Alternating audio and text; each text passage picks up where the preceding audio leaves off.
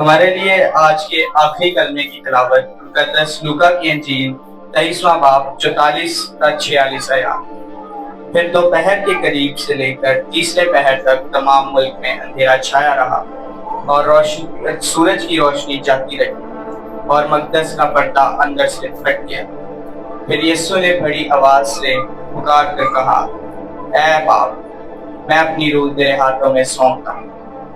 اور یہ کہہ کر اس نے دم دے دیا۔ پاک کلام کا پڑھا اور سنا جانا ہم سب کے لیے باعث مسیح یسوع میں آپ سب کی سلامتی ہو۔ مسیح یسوع میں آپ سب کی سلامتی زندہ باد۔ خدا آپ کو برکت دے۔ بے شک ٹائم کافی زیادہ ہو چکا ہے اور ہم آلریڈی کافی لیٹ ہیں، لیکن یہ ہمارے لیے فضل کی بات ہے کہ خدا نے ہمیں یہ موقع بخشا ہے کہ ہم اس کی رفاقت میں بیٹھے ہیں، اور آج کے اس خاص دن میں ہم اس نجات کے خاص پیغام کو سیکھنے کی کوشش کر رہے ہیں جو آج سے 2025-26 سال پہلے اس دنیا میں واقع ہوا، اور خدا نے اپنے اکلوتے بیٹے کو ہمارے لیے قربان کیا تاکہ ہماری نجات کا کام مکمل ہو۔ تو آج کے دن کی ہمارے لیے سب سے بڑی برکت یہی ہے۔ آج کے دن کو ہم گڈ فرائیڈے صرف اسی لیے کہتے ہیں کہ بے شک اس میں خداوند یسوع مسیح نے بہت سارے دکھ سہے، بہت سی تکلیفیں سہی، صلیب پر اپنی جان دی، لیکن اس کے باوجود اس کو گڈ فرائیڈے کہا جاتا ہے، اور اس کی وجہ یہی ہے کہ خداوند یسوع مسیح نے اپنی جان ہمارے فدیہ میں دی اور ہمارے لیے ہمیشہ کی نجات کو مول لے لیا پوری قیمت ادا کر۔ آمین۔ سو میرے عزیزو، آج ہم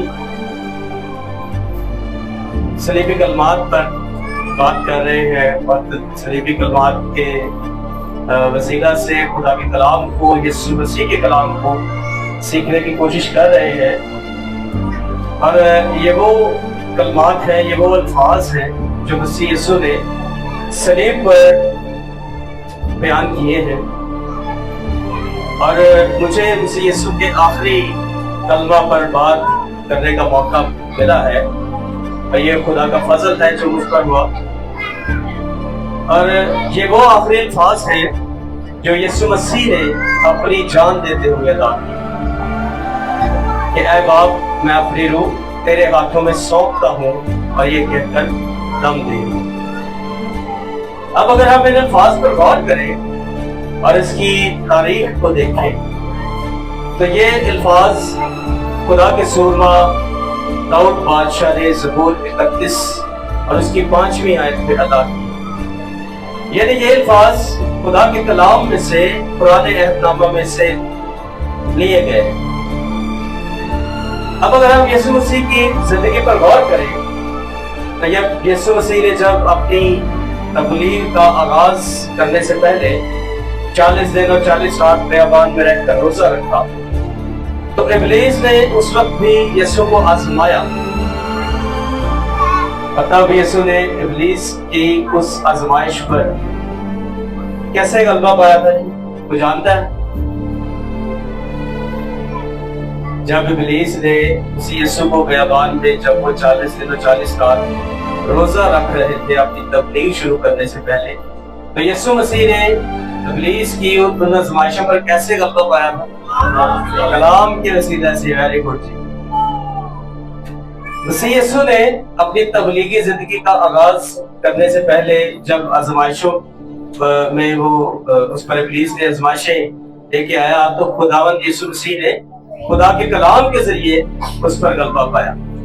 پھر آگے چل کر جب ہم دیکھتے ہیں کہ مسیح یسوع جب اپنے دکھوں کا سفر شروع کرنے کو ہے باغ گتسمنی میں، تو وہ بھی ایک بڑی آزمائش کا وقت تھا، اور خداوند یسوع مسیح نے اس وقت کیا کیا؟ باغ گتسمنی میں خداوند یسوع مسیح نے جا کے دعا کی، اور وہ جاتا دعا کرتا اور پھر واپس آ کر اپنے شاگردوں کو دیکھتا کہ وہ سو رہے ہیں، اور وہ کہتا کہ جاگو اور دعا کرو تاکہ آزمائش میں نہ پڑو۔ اور پھر آج جب خداوند یسوع مسیح صلیب پر، تو یہ بھی ایک بڑی آزمائش ہے۔ اور اس پر بھی خداوند یسوع مسیح نے کلام کے وسیلے سے ہی لمبا پڑا. یعنی کہ ان سب باتوں سے خداوند یسوع مسیح ہمیں یہ عملی طور پر سکھا رہے ہیں کہ ہم آزمائشوں پر غالب کیسے آ سکتے ہیں. ہم آزمائشوں پر اگر غالب آنا چاہتے ہیں تو اس کے لیے ہمارے پاس دو طریقے ہیں. اور وہ کون کون سے ہیں جی؟ وہ دسو تو صحیح. اگر ہم آزمائشوں پر غالب آنا چاہتے ہیں تو خداوند یسوع مسیح نے ہمیں جو دو طریقے سکھائے ہیں وہ ہے دعا کرنا اور خدا کے کلام کو پڑھنا اور اسے اپنے دل میں رکھنا.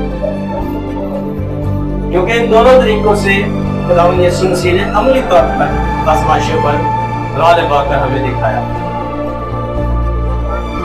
اس کلمہ کو سپردگی کا کلمہ کہا جاتا ہے اور اس کلمہ کا ایک دوسرا عنوان بھی جو استعمال کیا جاتا ہے وہ ہے مشکل میں خدا پر بھروسہ. انگلش میں اس کے لیے الفاظ استعمال ہوتے ہیں ٹرسٹ ان سفرنگ، کہ ہم مصیبت میں بھروسہ رکھیں. کیونکہ مسیح یسوع نے اس مشکل گھڑی میں بھی خدا پر بھروسہ کیا جبکہ ان گناہوں کے سبب سے جو میرے اور آپ کے گناہ تھے اور یسوع مسیح پر لدے ہوئے تھے، آپ نے مسیح کو کچھ وقت کے لیے چھوڑ دی. جیسا ہم نے ابھی چوتھے کلمے میں سنا، خداوند یسوع مسیح کہتے ہیں کہ اے باپ نے مجھے کیوں چھوڑ دیا. تو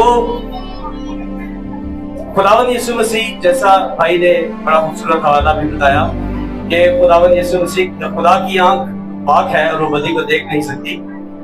تو ہمارے سب کے گناہ جو ہیں وہ سب یسوع مسیح کے اوپر لدے ہوئے تھے، اور کیونکہ خدا پاک ہے اور وہ گناہ کو نہیں دیکھ سکتا، اس لیے کچھ وقت کے لیے خدا نے یسوع کو چھوڑ دیا اور اس سے علیحدہ ہو گیا. اور اس کے لیے یسایہ 59 باب اس کی دوسری آیت میں بھی لکھا ہے. اگر ہم دیکھیں گے یسایہ 59 باب اور اس کی دوسری آیت میں اس بات کی تصدیق ملتی ہے ہمیں، بلکہ تمہاری بد کرداری نے تمہارے اور تمہارے خدا کے درمیان جدائی کر دی ہے، اور تمہارے گناہوں نے اسے تم سے روح پوش کیا، ایسا کہ وہ نہیں سنتا. آمین. تو میرے عزیزوں، خدا چونکہ بہت پاک ہے، وہ گناہ کو نہیں، بدی کو نہیں دیکھ سکتا، اس لیے کچھ وقت کے لیے بے شک خدا نے یسوع کو چھوڑ بھی دیا، لیکن پھر بھی خدا کا بھروسہ، کامل بھروسہ جو ہے مسیح یسوع کا، وہ اپنے خدا باپ پر ہے. اور وہ جان دینے کے وقت پہ بھی پورے بھروسے کے ساتھ خدا سے کہتا ہے کہ اے باپ، میں اپنی روح تیرے ہاتھوں میں سونپتا ہوں. اب ہم اپنی مرکزی آیت کی طرف پھر آئیں گے، اور یہاں پہ 46ویں آیت کے اگر ہم پہلے حصے پر غور کریں، اور یہاں پہ لکھا ہے پھر یسوع نے بڑی آواز سے پکار کر کہا. اب اگر ہم اس بات پر ذرا غور کریں دنیاوی طور پر، کہ اگر ایک شخص جس پر ساری رات تشدد کیا گیا، کانٹوں کا تاج اس کے سر پہ رکھا گیا، اس کے بدن پر بے شمار کوڑے برسائے گئے، اسے مارا پیٹا گیا، اسے ذلیل کیا گیا، پھر اس کے بعد بھاری صلیب اٹھا کر ایک لمبا سفر طے کر کے وہ اس مقام تک پہنچتا ہے جو مقرر کی گئی تھی کہ وہاں پہ اسے مصلوب کیا جائے گا، اور پھر کئی گھنٹے تک صلیب پر لٹکے رہنے کے باوجود ہاتھوں اور پاؤں میں کیل ٹھوکے گئے ہیں اور بدن میں سے مسلسل خون جاری ہے، لیکن اس کے باوجود بھی، اس سارے کرب کے عالم میں، اس ساری تکلیف کے باوجود بھی مسیح یسوع بڑی آواز سے پکار کرتے ہیں، جیسے کوئی فاتح اپنی فتح کا اعلان کرتا ہے. اگر ہم اس کو دنیاوی طور پر امیجن کریں تو اتنی تکلیف، اتنے جو ہے وہ کرب کے بعد، اتنا لمبا جو ہے وہ اذیتیں سہنے کے بعد تو شاید کوئی انسان زندہ بھی نہیں رہ سکتا.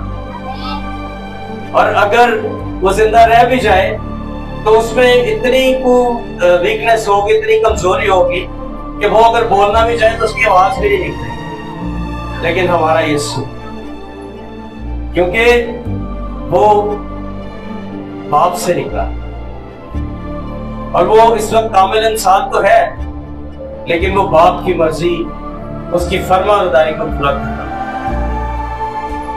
और वो बड़ी आवाज से एक फातिह की तरह पुकार कर कहता है कि ऐ बाप, मैं अपनी रूह तेरे हाथों में सौंपता हूं।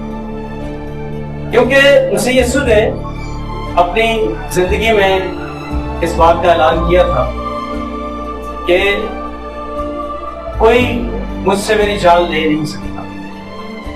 हम इसको देख सकते हैं मुकद्दस यूहन्ना की इंजील उसके 10वें बाब में। मुकद्दस यूहन्ना की इंजील ऐसा देखिएगा, मुकद्दस यूहन्ना की इंजील उसका 10वां बाब और उसकी 17वीं और 18वीं आयत में हम देखेंगे। बाप मुझसे इसलिए मोहब्बत रखता है कि मैं अपनी जान देता हूं ताकि उसे फिर ले लूं। कोई उसे मुझसे छीनता नहीं, बल्कि मैं उसे आप ही देता हूं।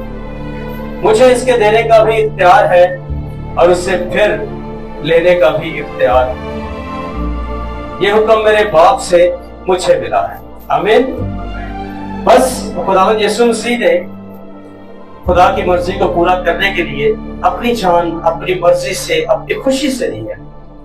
और इतना लंबा टाइम मुसलसल खून बहने के बावजूद, कमजोरी के बावजूद भी, जब उसने देखा कि मैंने खुदा के मंसूबे को जो है वो पूरा कर लिया है, तो एक फातिह की तरह बड़ी आवाज से पुकार कर कहता है कि ऐ बाप, मैं अपनी रूह तेरे हाथ में सौंपता हूं।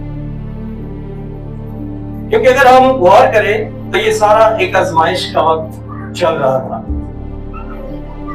यीशु मसीह को उस वक्त की सारी अदालतों में लेके जाया गया। उसमें यहूदियों की मजहबी अदालत थी। उसके बाद फिर यीशु को हेरोदेस बादशाह के पास पेश किया गया और फिर रोमी अदालत में पिलातुस की कचहरी में भी यीशु को ले जाया गया। और पिलातुस ने तो ये भी कहा कि मैं इस शख्स में कुछ गुनाह नहीं पाता। हालेलुया।